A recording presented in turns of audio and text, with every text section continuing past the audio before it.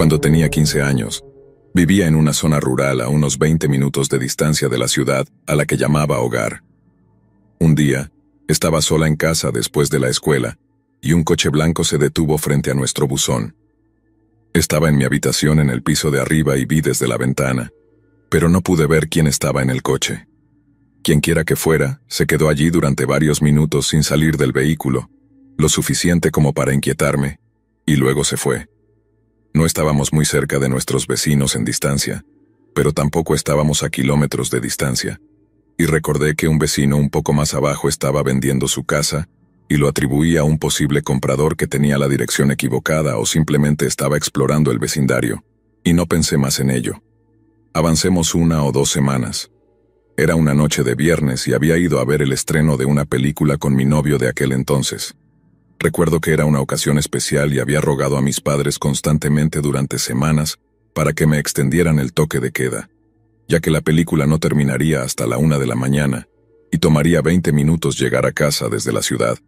Fueron reacios, pero finalmente aceptaron. Cuando la película terminó, Jason, mi novio, y yo caminamos lentamente hacia la camioneta. Era una zona bien iluminada y relativamente segura, así que nos quedamos un rato en el estacionamiento para tratar de retrasar el toque de queda tanto como fuera posible. No había muchos vehículos a esa hora de la noche, pero me di cuenta de que reconocí el que estaba estacionado frente a nosotros. Era el mismo coche blanco que había estado en mi casa una semana antes. El coche estaba en marcha y había un hombre de unos 30 y tantos años sentado solo dentro. Podría haber pasado todo esto como una coincidencia, excepto que mientras continuaba mirándolo, encendió sus luces altas hacia nosotros y salió del estacionamiento derrapando, casi chocando contra la camioneta de Jason.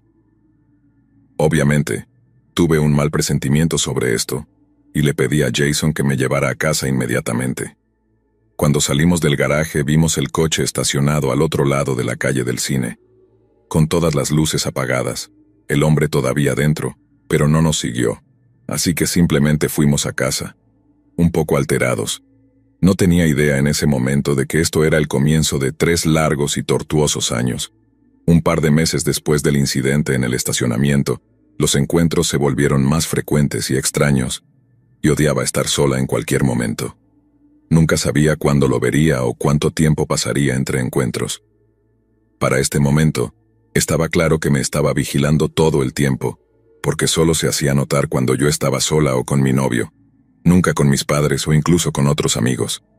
Me aterrorizaba que ninguno de mis amigos me creyera si se los contaba, así que lo mantuve entre Jason y mi familia, hasta que un día mi amiga Rachel, que vivía a unos 5 kilómetros de mí, comenzó a contarme sobre un hombre extraño que apareció en su casa durante el fin de semana.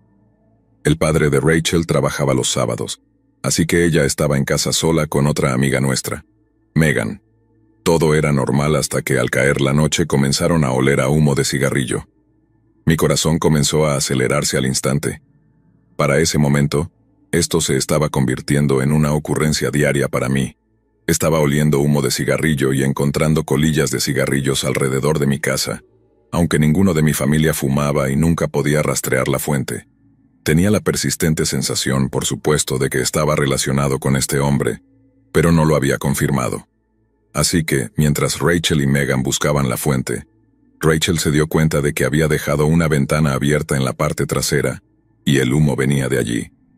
Al ver que había un hombre extraño en su porche, rápidamente fue a cerrar y bloquear la ventana, y en sus palabras, él se dio la vuelta con ojos muertos y la miró directamente, como si realmente no estuviera allí.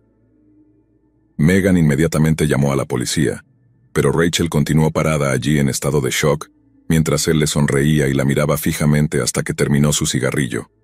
Luego se levantó y caminó tranquilamente. La policía vino, pero no encontró ningún rastro de él, excepto las colillas de cigarrillos en el porche y esparcidas por el patio trasero, lo que indicaba que había estado allí durante bastante tiempo. Inmediatamente comencé a describir a este hombre a Rachel y era el mismo. Ella no había visto ni escuchado el coche blanco en absoluto, y supusieron que había estacionado en el camino y había caminado por la entrada de casi 1 kilómetro de Rachel, o por los bosques cercanos. A medida que pasaba el tiempo, mis historias estaban bien documentadas en el departamento de policía, pero nunca habían visto al tipo. Era bueno escapándose, ya ven. Tengo que darles crédito porque nunca dudaron de la veracidad de mis historias y siempre aparecían rápidamente, incluso cuando se hizo evidente que este hombre sabía lo que estaba haciendo y no planeaba ser atrapado en ningún momento cercano. También comenzamos a sospechar que tenía un escáner de policía en su coche. Una noche en particular, casi 2 años después del incidente con Rachel, Jason y yo regresábamos a casa un poco temprano de una cita. Mis padres también habían salido esa noche y teníamos una regla estricta de que no podíamos estar solos en casa sin adultos. Así que Jason y yo comenzamos a hablar en la entrada, ya que mi papá había llamado y estaba a solo unos 10 minutos de distancia. Estábamos demasiado asustados, dadas las circunstancias, para salir de la camioneta y mantuvimos los ojos bien abiertos para detectar al acosador, pero pensamos que 10 minutos no eran tanto tiempo. Como era de esperarse, no pasó ni un minuto antes de que viéramos encenderse las luces en los arbustos al otro lado de la calle de mi entrada. Este tipo había retrocedido su coche entre los arbustos y esperaba que llegáramos a casa. Jason inmediatamente llamó a la policía, y yo llamé a mi papá, que literalmente venía volando a casa en ese momento, mientras el hombre aceleraba el motor y encendía sus luces. Luego procedió a salir de su coche y caminar hacia la camioneta de Jason. Nunca olvidaré lo lenta que era su caminata, metódica y sin emociones. Sentía que estaba viviendo en una película de asesinos en serie. Estaba sollozando. Teníamos las puertas bloqueadas, por supuesto, y el hombre caminó hasta el lado del pasajero, donde yo estaba sentada, y se paró a solo unos pocos metros de la ventana, mirándome fijamente. Nunca hizo un movimiento hacia la puerta, simplemente se quedó allí completamente quieto y miró fijamente. Mantuvo el contacto visual conmigo, con ojos como agujeros negros. Jason era jugador de béisbol y había estado guardando un bate en el asiento trasero exactamente para un momento como este. Me jaló hacia él y me alejó de la ventana. Agarró el bate, pero el hombre ni siquiera parpadeó. Cambió su mirada al bate por unos segundos, sonrió con una enorme y repugnante sonrisa, caminó de vuelta a su coche y se fue. Parecía que pasaron 40 minutos, pero no pudieron haber sido más de 5, porque el hombre solo había desaparecido unos minutos antes de que mi papá llegara a nuestra entrada a toda velocidad. La policía nunca lo alcanzó. Hubo muchas más historias de tortura, como dejar animales muertos frente a nuestra puerta principal y brillar linternas en nuestras ventanas en medio de la noche, pero nada de lo que alguien hizo pudo atrapar a este tipo. Mi familia había intentado todo. Incluso mi hermano mayor desesperadamente intentó perseguir al hombre por el bosque detrás de nuestra casa una noche, pero lo perdió. La policía quería ayudar, pero solo tenían mis historias y la corroboración de mi novio, el encuentro de Rachel, y una visión vaga en un coche en la ciudad. Ni siquiera tenía un nombre para que alguien pudiera presentar una orden de restricción en su contra. No es que me hubiera servido de mucho. Y tal vez la parte más espeluznante de todo esto, en 3 años nunca pronunció una sola palabra. Entonces, un día, tan rápido como apareció, cada rastro de él desapareció por completo, así como así. Nunca supe si murió, fue arrestado por algún otro crimen o simplemente perdió el interés, aunque eso parece muy improbable. Simplemente nunca lo volví a ver y han pasado 10 años. Los acosadores vienen en todas las formas y tamaños y muchos de ellos no se ven como los que ves en las películas. Pueden parecer personas completamente normales y ordinarias por fuera. Sin embargo, el comportamiento de este hombre era exactamente como algo sacado de una película de terror. Algo en sus ojos era tan malvado que revolvería tu estómago. Durante 3 años, hizo mi vida extremadamente estresante y aterradora, y aunque ahora vivo en otro estado, a veces medio espero que vuelva a aparecer. Todavía ocasionalmente siento los efectos duraderos de esa época, pero afortunadamente mi vida se ha vuelto bastante normal nuevamente. No hace falta decirlo, acosador perturbado que me hizo sentir miserable durante años. No volvamos a encontrarnos. También tengo una historia extra. Este mismo año estaba explorando YouTube en busca de historias espeluznantes, como suele hacer uno, y me encontré con algo sobre una historia real de un acosador contada por una youtuber que no conocía. Mi estómago se volteó. Su historia era casi idéntica a la mía, hasta las colillas de cigarrillos en su patio, la descripción de sus ojos vacíos y su coche blanco. Sabía en mi corazón que era el mismo tipo, así que investigué un poco sobre la chica. Es de mi misma edad, los eventos comenzaron cuando tenía 15 años, y creció a solo un pueblo de distancia de mí.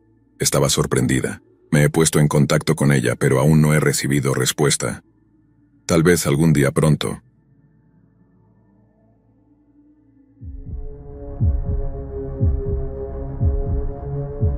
En 2016, acababa de cumplir 18 años y estaba en mi segundo semestre de la universidad comunitaria. Tuve la suerte de tomar algunas clases especializadas que eran requisitos para mi carrera.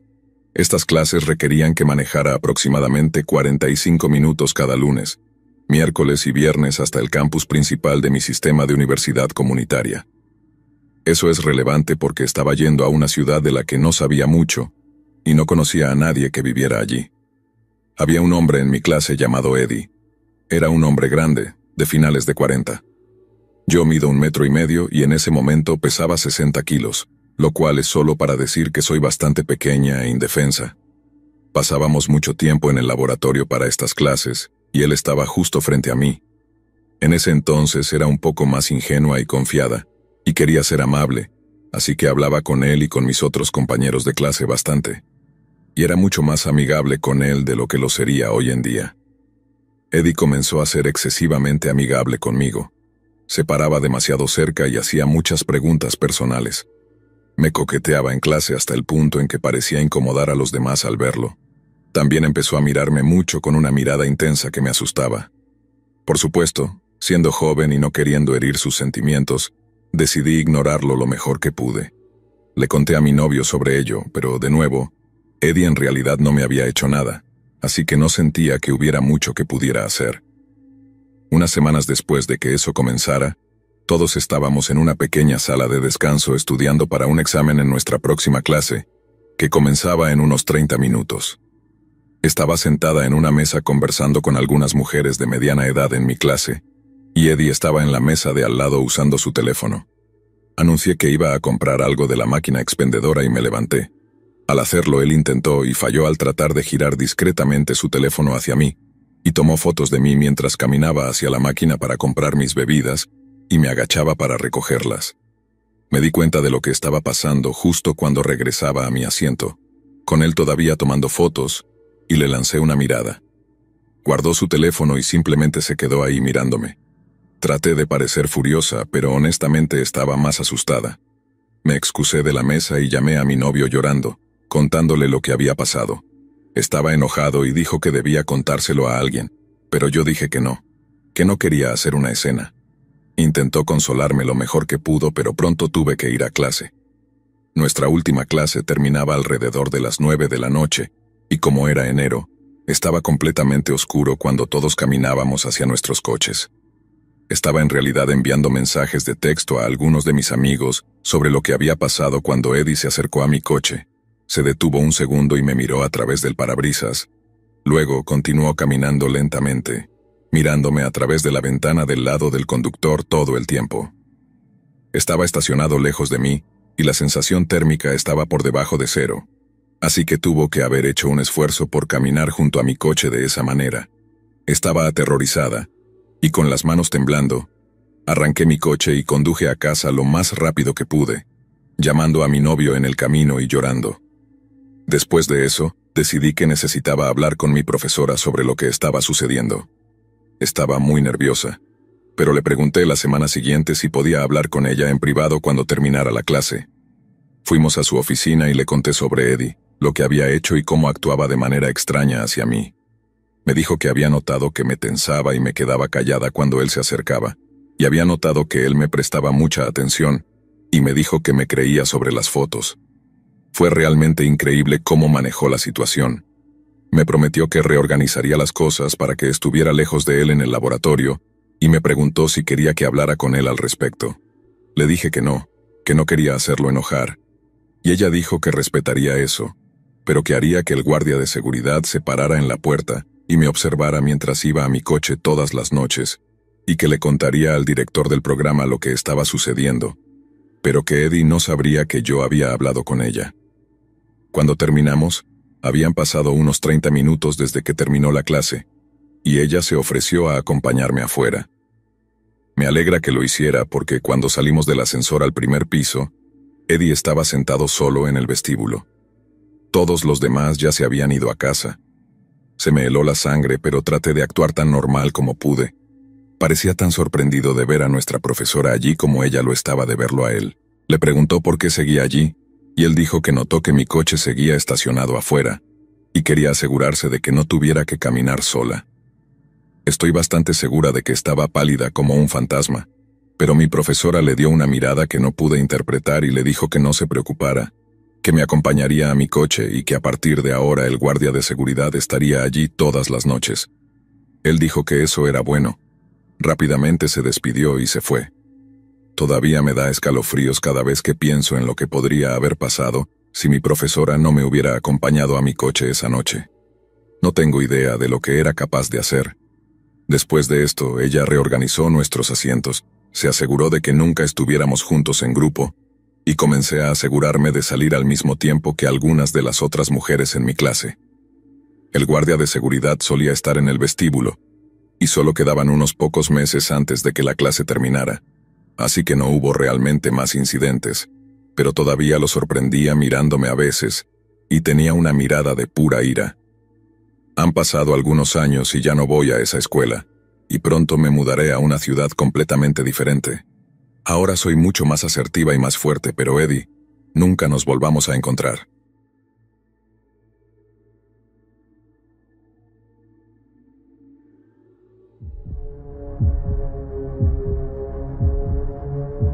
Tenía una amiga que se volvió loca. Le envió a un chico 65,000 mensajes después de una cita y se metió en su casa. Ahora muchas personas pueden haber oído hablar de esta chica. Estuvo en todas las noticias después de acosar a un chico, bombardearlo con esa cantidad de mensajes y meterse en su casa, todo por una sola cita. Nos conocimos poco después de que ella tuviera esa cita con él, y fuimos amigas durante un tiempo antes de que se metiera en su casa. Al principio, parecía una persona agradable, aunque algo peculiar. La conocí cuando pasé un par de meses visitando la costa oeste de los Estados Unidos en el verano de 2017. Pensé que era linda y pasamos mucho tiempo juntas.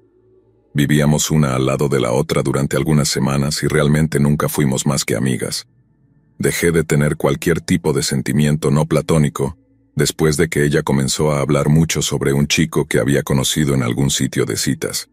Al parecer él era su alma gemela y de alguna manera había sido guiada hacia él, siguiendo su calendario de nacimiento. Más tarde supe que solo habían tenido una cita y él nunca volvió a hablar con ella. Pensé que eso era raro, pero disfrutaba de nuestras conversaciones y, en su mayor parte, ella era divertida y agradable, así que seguimos siendo amigas.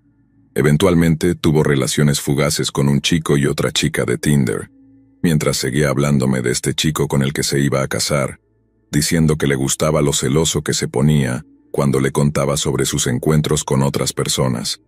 Un par de semanas después, empezó a actuar de manera muy errática. La confronté un par de veces sobre cómo estaba actuando y me dijo que había dejado de tomar sus medicamentos recientemente, pero que pronto los volvería a tomar. Un día llegó a casa y decidió decirme que tenía una cita en la corte por un DUI. No tengo idea de si esto es realmente cierto, pero si hay una manera de averiguarlo, ocurrió en Arizona y su nombre es bastante fácil de encontrar, así que alguien podría buscarlo si quisiera saber. Su plan, en cambio, era salir del país e irse a Sudamérica. Le dije lo tonta que era esa idea, aunque ella realmente iba a ir hasta el aeropuerto en una ciudad diferente para hacerlo. Lo hizo, pero terminó regresando. Aparentemente su alma gemela ya no respondía a sus mensajes de texto y tomó eso como una señal de que debía arrastrarse de vuelta a donde él estaba para arreglar su relación. Estaba molesta porque él podría estar viendo a otras personas, aunque parecía estar bien para ella hacerlo. Más tarde me dijo que le había enviado un mensaje y que si él la bloqueaba, eso significaba que él quería que ella fuera a buscarlo. Obviamente, él la bloqueó. Obviamente, eso no le sentó bien. Se mudó un par de días después y el verano estaba terminando, así que me mudé de regreso a la costa este. No supe de ella durante un tiempo, pero luego comenzamos a hablar de nuevo por mensajes de texto y WhatsApp. Parecía que estaba mejor. Me dijo que había encontrado una compañera de cuarto, que estaba trabajando en su arte de nuevo, y en general parecía que estaba en un mejor lugar. Me alegraba tener a mi amiga de vuelta y saludable, pero eso no duró más de unos pocos meses. Eventualmente su comportamiento pareció volverse errático nuevamente y comenzó a enviar docenas de mensajes a la vez, y estaban por todos lados. Varios de ellos tenían que ver con su alma gemela y cómo todavía lo estaba siguiendo, a pesar de que él había llamado a la policía y la había bloqueado. Le dije que se detuviera, intenté que tomara sus medicamentos e intenté razonar con ella 100 veces. Yo estaba en el lado opuesto del país y no tenía manera de ponerme en contacto con su familia, a quienes realmente no conocía mucho, ni con sus amigos para tratar de que la ayudaran. Ella era una persona amable y una buena amiga cuando cuidaba su salud mental, y me importaba, pero no podía obligarla a cuidarse a sí misma.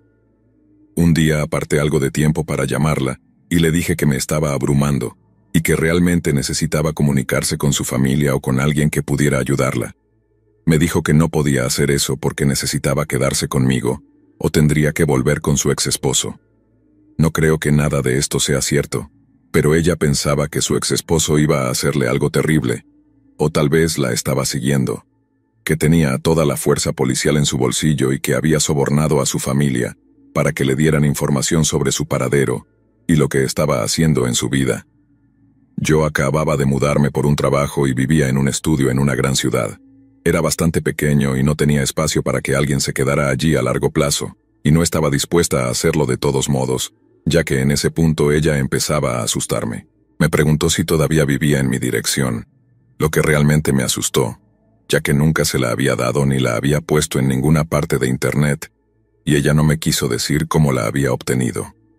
Le pedí que me dejara en paz, y le dije que no podíamos seguir siendo amigas a menos que tomara algunas medidas para mejorar, y obviamente no se lo tomó bien. Aunque odiaba mi pequeño y estrecho apartamento, la razón por la que me atraía era porque tenía una gran seguridad. Estaba en los pisos superiores de un hotel, aunque las habitaciones del hotel eran mucho más bonitas que las residencias, y no se permitía a nadie entrar al ascensor de las residencias, a menos que el residente hubiera dado su nombre a seguridad con anticipación, y el invitado hubiera mostrado una identificación. Después de lo que sucedió a continuación, amaba mi pequeño y estrecho apartamento porque el personal me mantuvo a salvo. Había pasado más de una semana desde que había hablado con ella porque había bloqueado sus números y la había bloqueado en WhatsApp. Intentó enviarme mensajes desde 4 números diferentes, usando apps como TextFree y similares, pero también los bloqueé y nunca respondí. Un día volví a casa del trabajo y estaba segura de que la vi al otro lado de la calle de mi edificio, pero estaba tormentoso y no logré verla bien. Subí corriendo y me calmé en mi apartamento. Tal vez solo estaba siendo paranoica, es una gran ciudad, hay muchas personas con cabello castaño y gafas, solo estoy preocupada por ella. Pero luego sonó el teléfono. La recepción estaba llamando para ver si había olvidado avisarles que tenía una visita. Mi corazón se hundió. Les pregunté quién estaba esperando. Dijeron que habían intentado pedir su nombre o identificación, pero que simplemente se había marchado, y supe que era ella por la forma en que la describieron. Le envié un mensaje a un amigo en común del verano. No era muy cercano a él, así que no habíamos mantenido el contacto. Me dijo que ella había perdido la cabeza y que también la había bloqueado. Aparentemente, había vuelto al sitio de citas donde conoció a su alma gemela y encontró a alguien que se parecía a él en mi ciudad. Estaba convencida de que era él y que tenía que encontrarlo. Esta era una ciudad muy turística, pero no había manera de que este tipo hubiera venido aquí por casualidad. Estaba segura de que se había vuelto loca, y sabía que estaba muy consciente de dónde vivía realmente el tipo. Tomé una página de su libro y usé un número de TextFree para enviarle un mensaje diciendo que me dejara en paz y que llamaría a la policía si alguna vez se acercaba a mi edificio nuevamente. En retrospectiva, nunca debería haberla contactado, pero estaba emocionalmente alterada, y no usé mi mejor juicio. Ella dijo que todavía quería saber si podía ayudarla a encontrar algo. Me respondió muy rápido y ni siquiera trató de ocultarlo. Luego eliminé toda la aplicación de TextFree para que no pudiera volver a contactarme. Vivía en un área muy concurrida, y sabía que no podía entrar en mi edificio, pero aún así estaba asustada cada vez que tenía que tomar el transporte público sola por la noche, o caminaba por áreas menos concurridas para llegar a casa.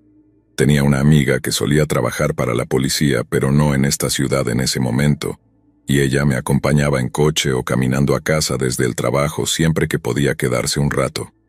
Me dijo que podía ir y denunciarlo, aunque no podían hacer mucho ya que ella no había lastimado a nadie y no había pasado nada realmente. Pero yo estaba avergonzada y, de nuevo, no usé mi mejor juicio. Sentía que era mi culpa por haberme involucrado con ella durante tanto tiempo. Sabía que estaba mentalmente inestable, y aún así intenté ser su amiga y ayudarla. Tal vez le di la idea equivocada de que podía hacer más por ella. Al final me mudé a una nueva ciudad por otro trabajo después de eso, y no supe de ella nuevamente.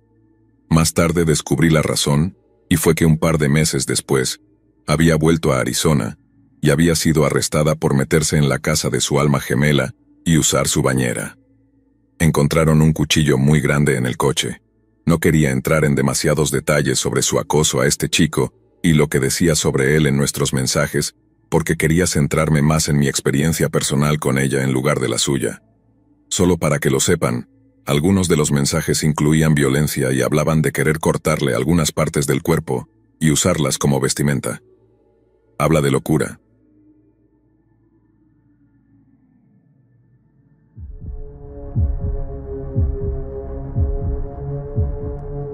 Así que todo esto ocurrió durante toda mi experiencia en la escuela secundaria. Actualmente soy conserje en mi escuela, y todo esto sucedió en el segundo semestre de mi primer año. Los primeros incidentes ocurrieron cerca del final de mi primer año. Hubo algunos en mi segundo año, y hasta ahora solo ha habido uno en mi tercer año. Y todo es completamente cierto. Traté de buscar los registros policiales relacionados, pero no pude encontrar nada debido a cuánto tiempo ha pasado. Voy a darte un poco de contexto para que entiendas mejor a qué me refiero. Soy pequeñita, mido 1,52 m, peso 45 kilos y soy mujer, y prácticamente me veo como un niño de 12 años, casi como Jordan Baker de El Gran Gatsby, completa con el cuerpo atlético y el peinado estilo undercut. En cuanto a la configuración, la ventana de mi habitación está al nivel del suelo. Parte de mi cuarto estaba por encima del suelo, y la otra mitad estaba bajo tierra. Mi ventana está al nivel del césped, por lo que se puede sentarse en el césped fuera de mi ventana y ver directamente adentro si se mira de frente. El tipo en cuestión se llamaba Alex. Es asiático, con el pelo muy corto y mide como 1,65 m.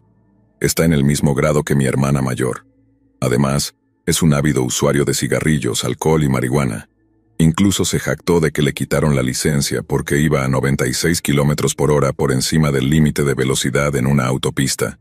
Una autopista con un límite de velocidad de 105 km/h, lo que significa que iba al menos a 201.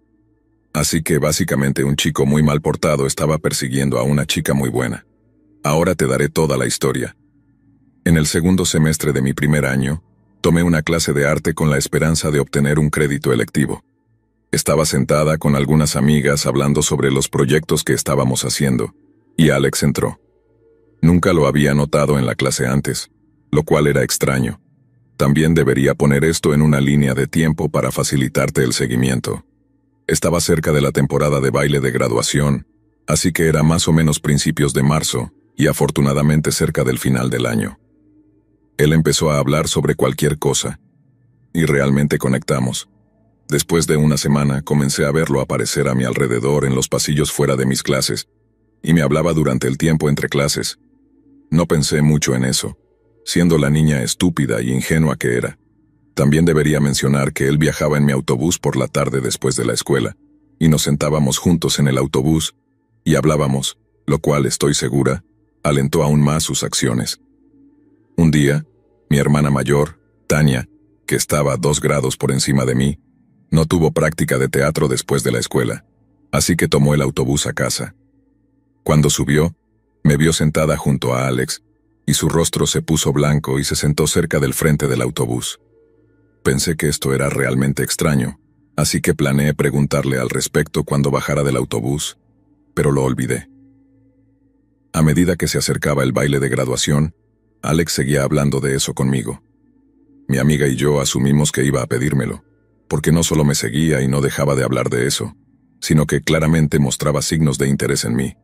Sin embargo, desafortunadamente para él, yo estaba en una relación con otra persona en ese momento, y era una chica. No tenía absolutamente ningún interés en salir con él, pero si me lo pedía, Tendría que decirle que solo podríamos ir como amigos. Afortunadamente, Alex me dijo en su lugar que le gustaría que le dijera a Tania que si no tenía una cita, él la llevaría. Casi de inmediato, recordando el incidente en el autobús, le dije que ella ya tenía una cita, pero gracias, queriendo protegerla.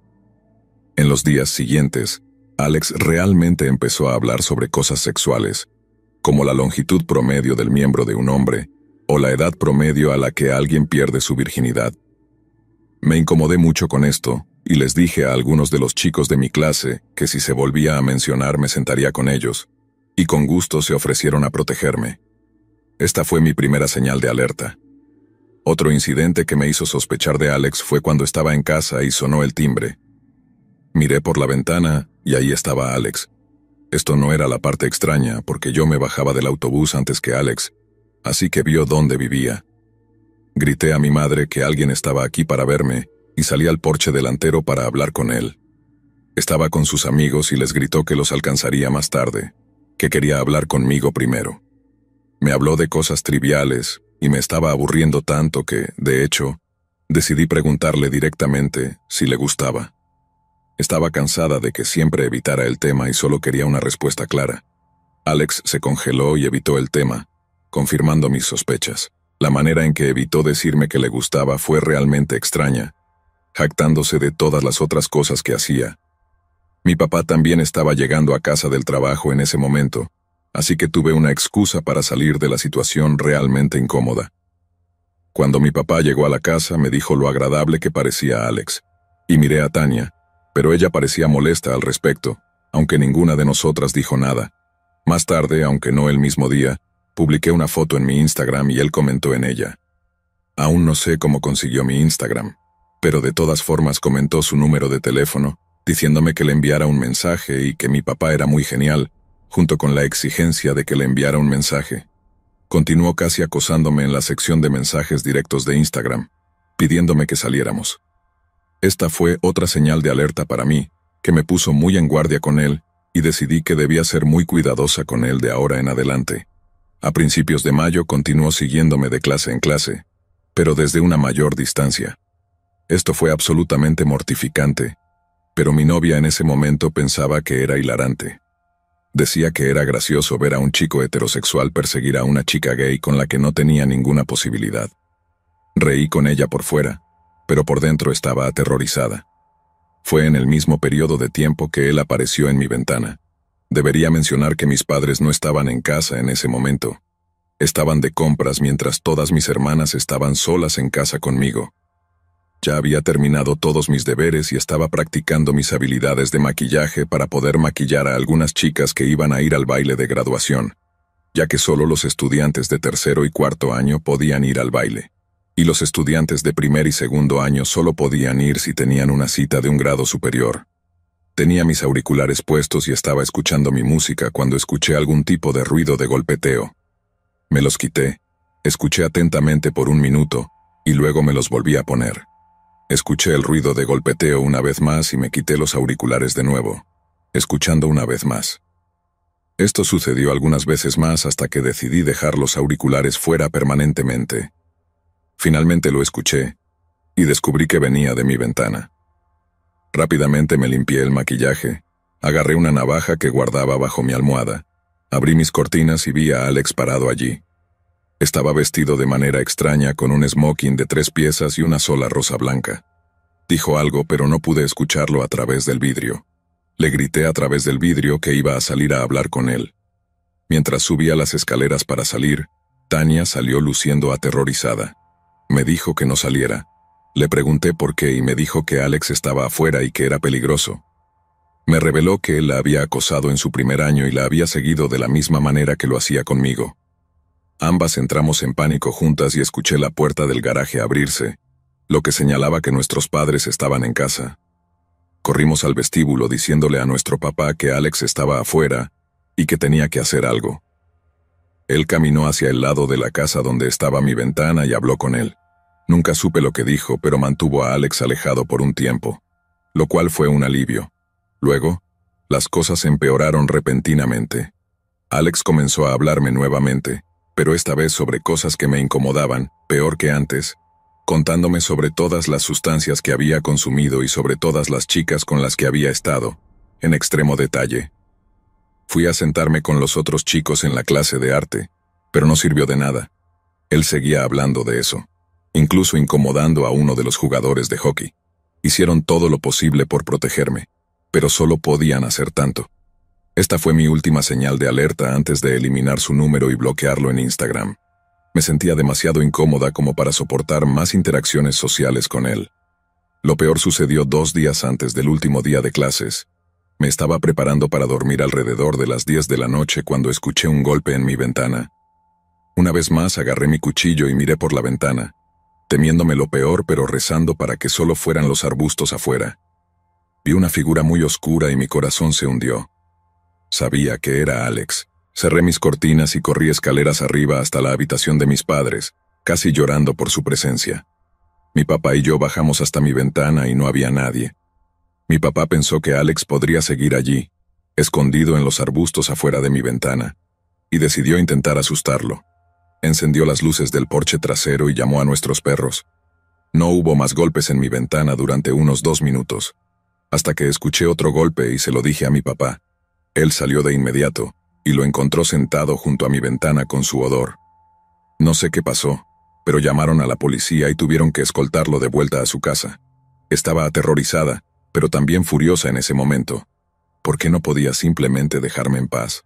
Esto no termina ahí. Esta es solo información adicional sobre ese momento. Estábamos de vacaciones familiares y mi papá estaba contando esta historia. También me dio información que yo no sabía. Cuando finalmente habló con Alex, mi papá pudo darse cuenta de inmediato de que estaba tanto borracho como drogado. Mi papá le hizo vaciar sus bolsillos y encontró una navaja grande y marihuana, lo que hizo que mi sangre se helara. Al día siguiente, durante mi clase de matemáticas, me senté en un lugar que da a la ventana, con mi espalda hacia la puerta. A mitad de la hora, una chica de la clase gritó mi nombre diciéndome que mirara hacia atrás. Me di la vuelta al igual que el resto de la clase y allí estaba Alex parado sobre mí, completamente en silencio. Me levanté, lista para darle un puñetazo en la cara, pero salió corriendo por la puerta. Me quedé en la entrada del aula y rompí a llorar. 3 personas me consolaron y mi novia le contó a los profesores lo que estaba sucediendo. Sin embargo, la parte más aterradora fue que nunca le dije mi horario. Más tarde ese día, mi mamá, Tania y yo fuimos a ver al oficial de enlace de la policía en nuestra escuela para hacer algo al respecto. Cuando el oficial dijo que podíamos hacer un acuerdo de no contacto, lo descartamos porque tardaría demasiado en implementarse y solo quedaban unos días para el final del año escolar. Más tarde, cuando el oficial habló con Alex y le preguntó por qué hizo lo que hizo, él dijo que fue solo porque ni mi hermana ni yo le dijimos que no. Se terminó el año y no pasó nada con él durante el verano. Sin embargo, en mi 2º año de secundaria tuve otra clase con él. Tomé esa clase porque mi novia y yo tuvimos una mala ruptura y necesitaba cambiar mi horario para evitarla. Inmediatamente le conté todo a mi profesora para que estuviera al tanto, y todos en la clase me protegieron de él. No tuve más incidentes con él que la profesora no detuviera. Ella se preocupaba por mí, y ahora es una de mis amigas cercanas. Mi 2º año estuvo libre de incidentes y prácticamente me había olvidado de su existencia, hasta hace poco. Me desperté y revisé mi teléfono después de apagar la alarma. Vi que había recibido un mensaje aleatorio en Facebook de alguien que no conocía. Mi Facebook es lo más privado posible, así que no sabía que era posible recibir mensajes de alguien que no fuera tu amigo. Mi 2º año, Alex se suponía que debía graduarse, pero no lo hizo. Su nombre ni siquiera se mencionó en la ceremonia ni estaba en el programa. Tania y yo nos reímos de eso, pero ambas sabíamos que significaba que estaría en nuestra ciudad más tiempo. De todos modos, miré el mensaje y era muy oscuro. Ni siquiera quiero leerlo en voz alta porque era muy gráfico. Era molesto recibir pequeños mensajes como este todo el tiempo de bots en Instagram, así que lo habría ignorado, pero como era en Facebook Messenger, era extraño. Hice clic en el nombre de la persona y apareció su perfil. Deslicé por sus fotos y vi una que hizo que mi corazón se hundiera. Era él. Me había enviado un mensaje y había cambiado el nombre y la ubicación del perfil. Solo se lo mostré a unas pocas personas, pero no a mis padres. Se lo mostré a mi novio actual, quien se lo mostró a su mamá, la profesora de química en la escuela secundaria a la que asistíamos, y ella me dijo que informara a mis padres. La razón por la que se lo mostramos a una profesora fue porque lo habían visto en los terrenos de la escuela en las últimas semanas, y ella podría haber hecho algo al respecto. No ha pasado nada con Alex desde entonces, pero si sucede algo más, existe la posibilidad de que no salga vivo de esta situación, porque estoy harta de él, y ha causado suficiente dolor a mí y a mi familia. Por favor, ten cuidado con quién decides hacer amistad y qué tipo de información compartes. No te pongas en una situación como la que yo pasé, por favor.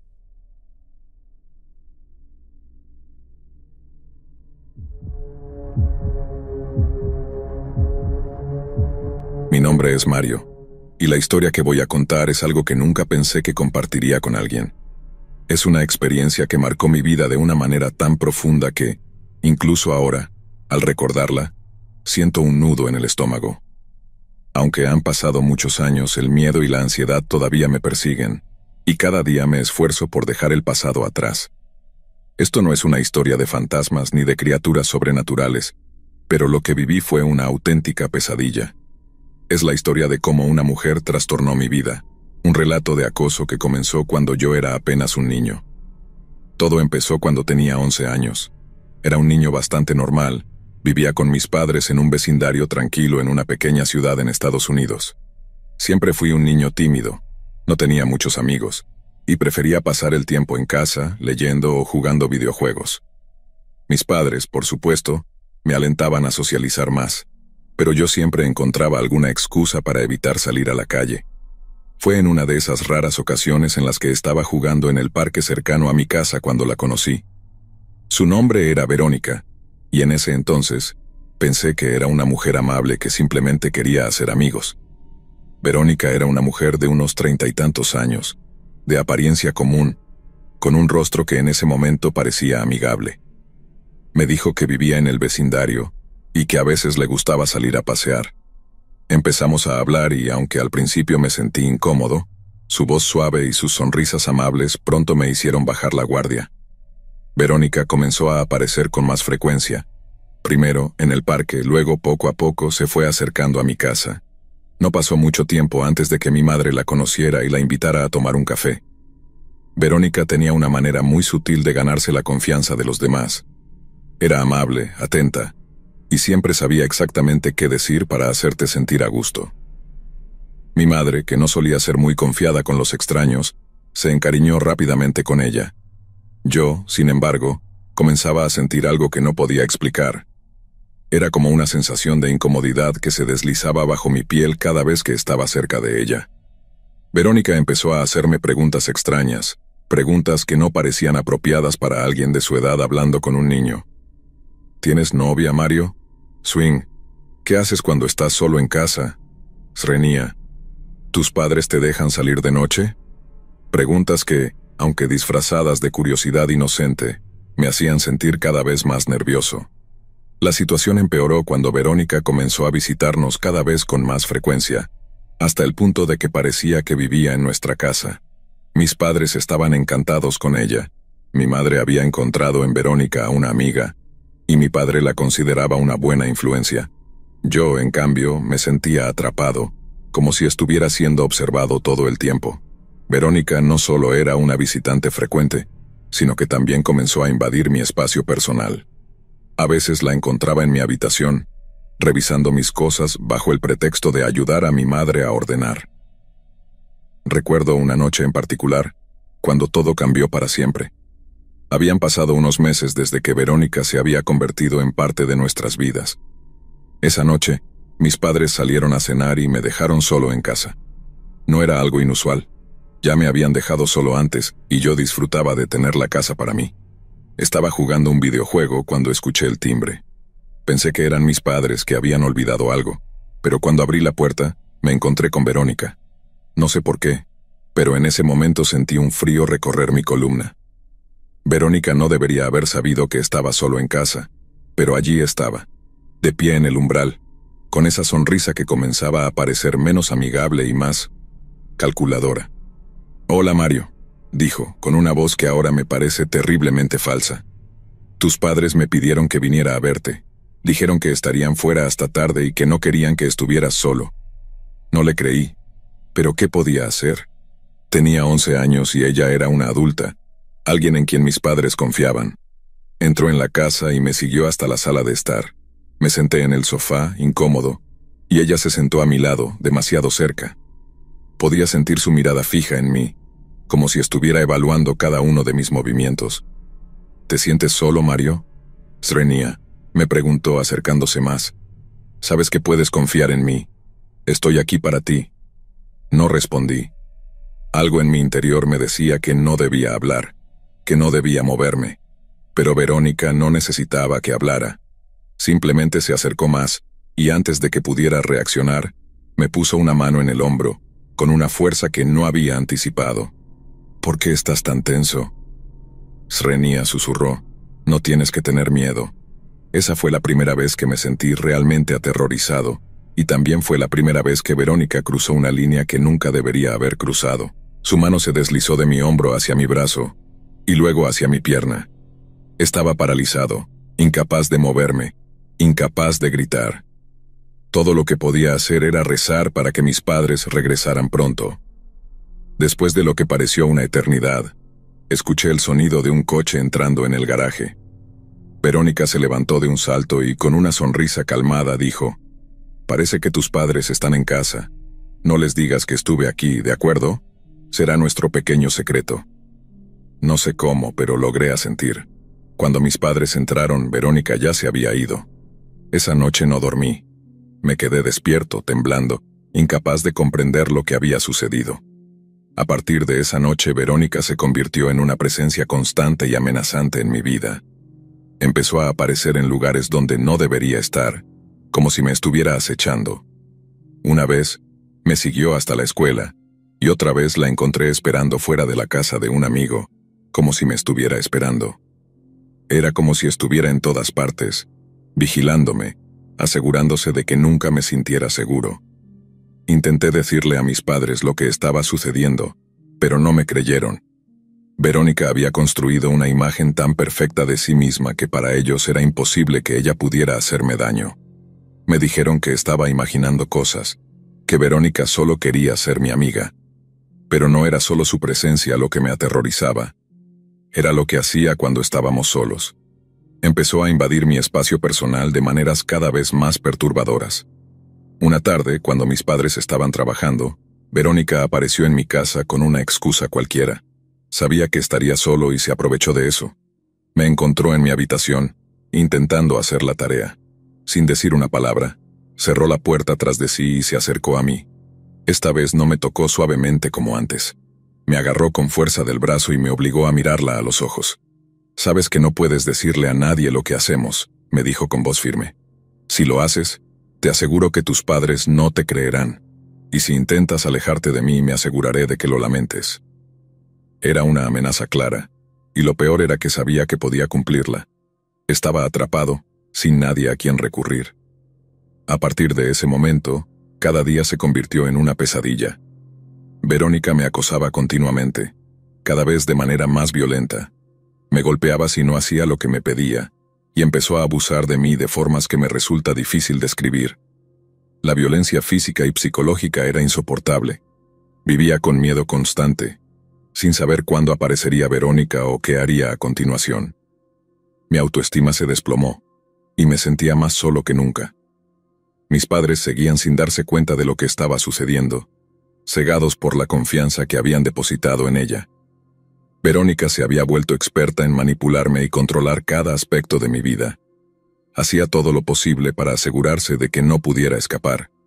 Incluso se hizo amiga de mi familia, acercándose aún más, involucrándose en todas nuestras actividades. Mis padres la invitaban a cenas familiares, y ella se comportaba como si todo estuviera bien, como si fuera una parte más de la familia. Había noches en las que me despertaba en medio de la noche, sudando frío, con la sensación de que Verónica estaba en la casa, vigilándome. Me levantaba para revisar que las puertas estuvieran cerradas, pero eso no me daba paz. Supe que tenía que hacer algo, pero no sabía a quién recurrir. Cada vez que intentaba hablar, su amenaza resonaba en mi cabeza, y el miedo me paralizaba. Pasaron años antes de que las cosas empezaran a cambiar, pero no fue porque Verónica dejara de acosarme. sino porque yo comencé a cambiar. Llegó un punto en el que el miedo que me consumía se transformó en una especie de ira silenciosa. Sentía rabia por lo que estaba pasando, por cómo me había convertido en prisionero en mi propia vida. Pero esa ira también me dio la fuerza que necesitaba para buscar una salida. Un día, después de un incidente particularmente violento en el que Verónica me golpeó tan fuerte que quedé con un moretón visible en el rostro, supe que no podía seguir soportando más. Estaba cansado, agotado física y emocionalmente, y sabía que si no hacía algo, esta pesadilla no terminaría nunca. Decidí que era hora de hablar, sin importar las consecuencias. Ese día fui a la escuela con el rostro marcado, y cuando mi profesor me preguntó qué había sucedido, no pude más. Lloré, y las palabras salieron de mi boca sin que pudiera detenerlas. Le conté todo, desde el principio. El profesor me llevó a la oficina del consejero escolar, quien, al ver la gravedad de la situación, llamó a mis padres y a la policía. Recuerdo que, cuando mis padres llegaron a la escuela, estaban completamente desconcertados. No podían creer lo que estaban escuchando. Verónica, la mujer en la que habían confiado durante tanto tiempo, era en realidad la persona que había estado destruyendo mi vida. Mi madre se desmoronó en lágrimas, y mi padre, siempre tan firme y controlado, estaba pálido como un fantasma. La policía comenzó a investigar, y Verónica fue arrestada. Sin embargo, la pesadilla no terminó ahí.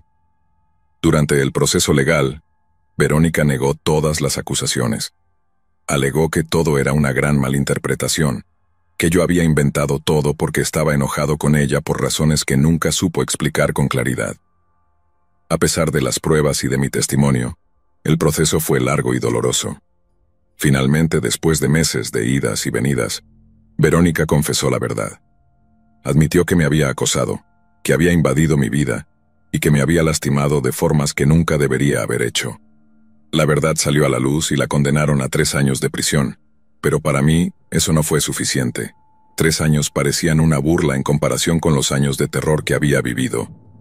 Además de la condena, le impusieron una orden de restricción que le prohibía acercarse a mí o a mi familia. Pero incluso en prisión, Verónica encontró formas de desafiar esa restricción.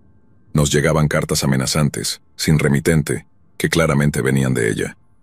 A pesar de estar tras las rejas, ella seguía encontrando maneras de hacerme sentir inseguro, de recordarme que, a pesar de todo, no estaba a salvo. Cuando Verónica fue liberada, mi miedo volvió a su máximo. Sabía que no respetaría la orden de restricción, y no podía vivir con la constante sensación de que, en cualquier momento, ella podría aparecer de nuevo. Decidí, junto con mi familia, que la mejor opción era empezar de nuevo, lejos de allí, en un lugar donde Verónica no pudiera encontrarnos. Fue una decisión difícil, pero me mudé a otro país, dejando atrás la ciudad que había sido mi hogar y tratando de reconstruir mi vida. Empecé desde cero, intentando dejar atrás los recuerdos de aquellos años oscuros. Pero incluso ahora, en este nuevo lugar, a veces siento su sombra persiguiéndome. Es un miedo que nunca se desvanece por completo, un recordatorio de que el pasado siempre puede alcanzarte. He aprendido a vivir con ello, pero también he aprendido a ser más fuerte. La experiencia me marcó, pero también me enseñó la importancia de hablar, de no quedarse callado.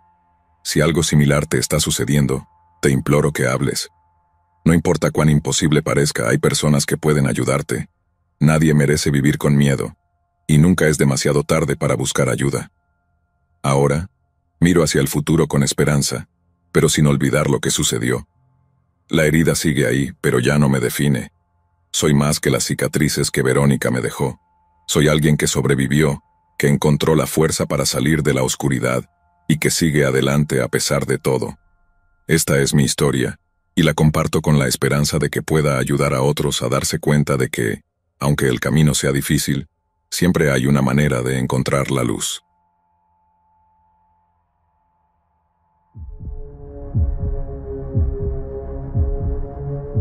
Hace poco descubrí este canal y, después de ver algunos de los videos, comencé a sentir la necesidad de contar mi historia.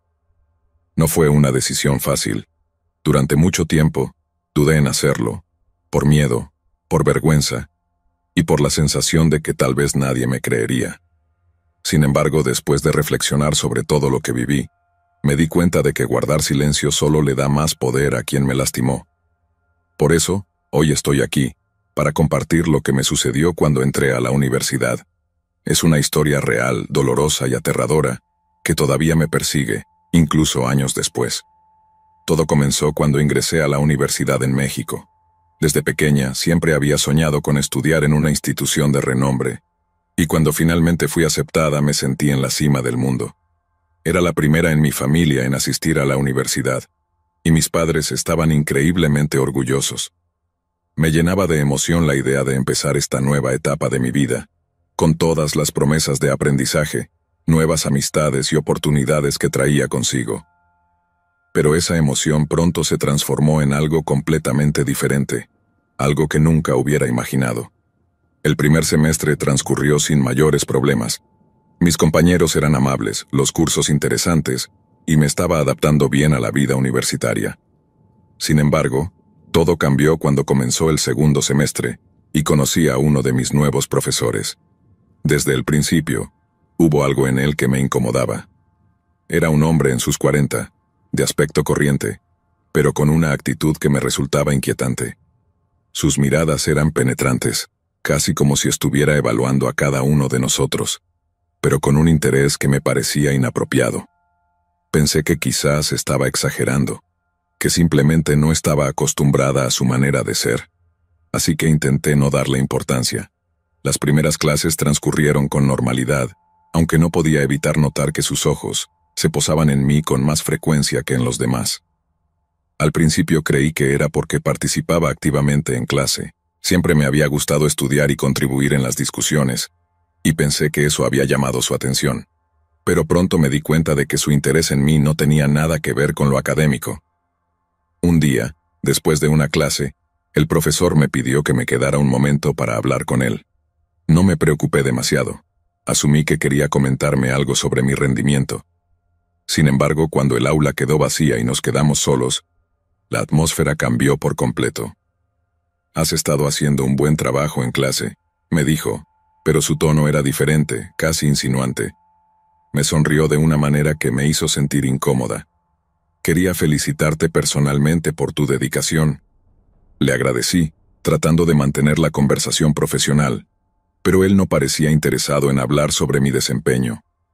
En lugar de eso comenzó a hacerme preguntas personales, preguntas que no tenían nada que ver con la materia que estaba enseñando.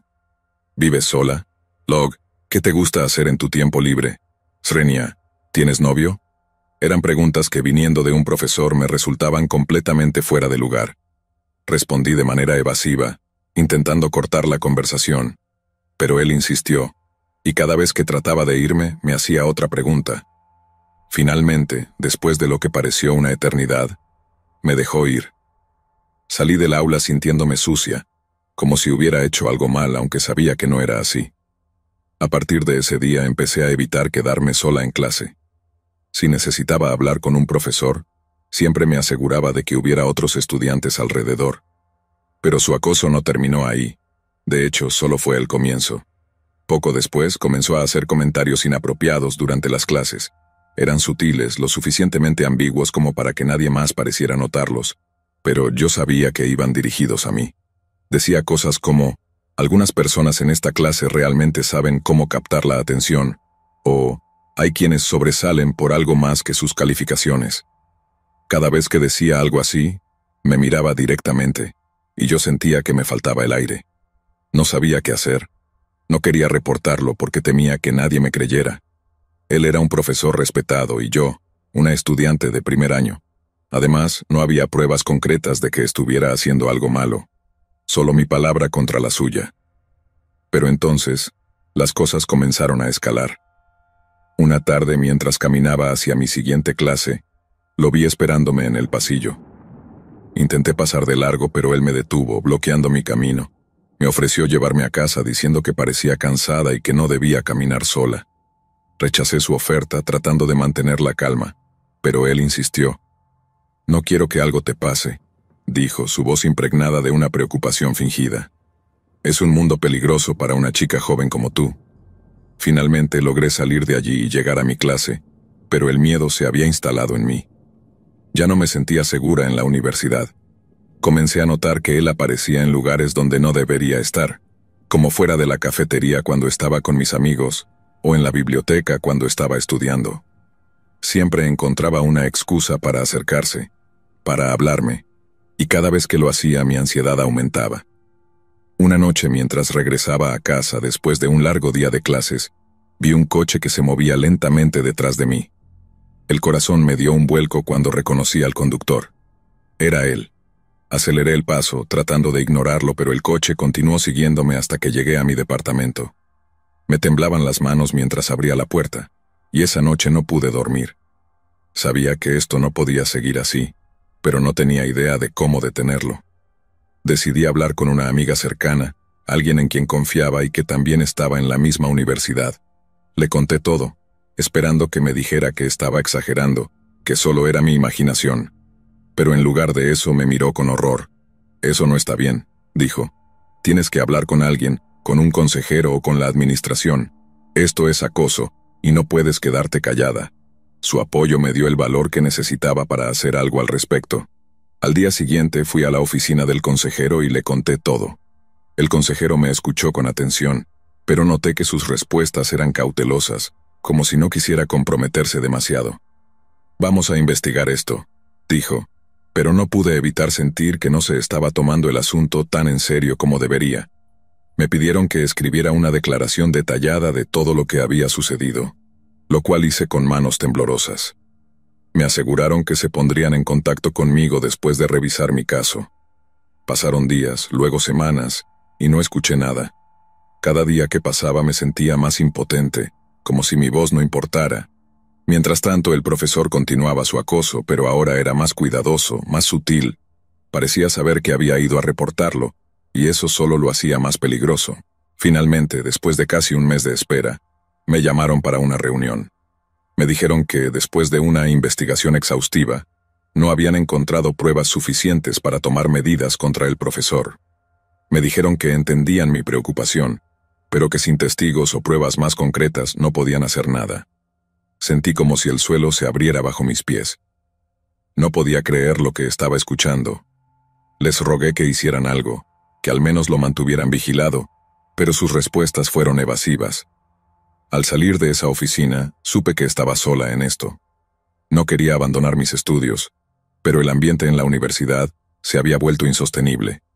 El acoso del profesor, combinado con la falta de apoyo de la administración, me estaba destrozando emocionalmente. Cada vez que entraba a una clase, sentía que todos los ojos estaban sobre mí, como si supieran lo que estaba pasando pero eligieran mirar hacia otro lado. Una noche después de otra experiencia angustiante en la que él me siguió hasta mi departamento, supe que no podía continuar así.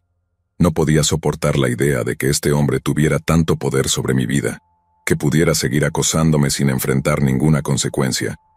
Decidí que tenía que alejarme de todo, por mi propio bienestar. Al final del semestre, tomé la dolorosa decisión de cambiar de carrera. Sabía que era la única forma de escapar de él y de la situación. Me inscribí en una universidad diferente, en una ciudad lejana, y dejé atrás todo lo que había construido en ese primer año. Fue como empezar de cero, pero no tenía otra opción. A pesar de la distancia, las cicatrices emocionales que me dejó esta experiencia aún persisten. El miedo y la ansiedad que experimenté durante esos meses no desaparecieron fácilmente, y todavía tengo pesadillas sobre lo que sucedió. Lo más doloroso es saber que mi caso no fue tomado en serio, que me obligaron a abandonar mi carrera porque nadie quiso escucharme. Me pregunto cuántas otras estudiantes han pasado por lo mismo, cuántas han sido silenciadas por la falta de pruebas o por el temor a no ser creídas. Es una realidad aterradora, pero una que debe ser contada. Por eso decidí compartir mi historia aquí, con la esperanza de que pueda servir como advertencia y como un llamado a la acción. No sé qué fue del profesor después de que me fui. Quiero creer que fue investigado más a fondo, que finalmente se le hizo justicia. Pero, lamentablemente, sé que muchas veces eso no sucede. Hoy sigo adelante con mi vida, pero la experiencia me ha cambiado. Me he convertido en alguien más cautelosa, más desconfiada, pero también más fuerte. He aprendido a no quedarme callada, a no permitir que el miedo me paralice. Si estás pasando por algo similar, Te pido que hables, que busques ayuda y que no te rindas. Aunque parezca que nadie te escucha, no estás sola.